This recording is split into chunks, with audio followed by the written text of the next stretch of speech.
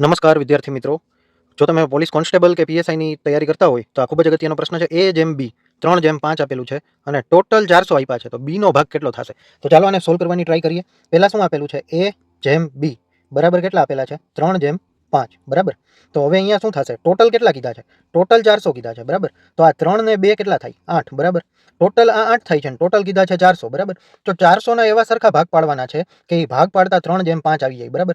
તો પહેલા તો 400 ને 8 વડે જ ભાગી નાખીએ આપણે ટોટલ આરે. 400 ને 8 વડે ભાગીએ એટલે 8 પંચા 40 એટલે 50 આવી જશે બરાબર. તો હવે આ 50 ને એ ને 3 વાર આપી દો અને બી ને 5 વાર આપી દો.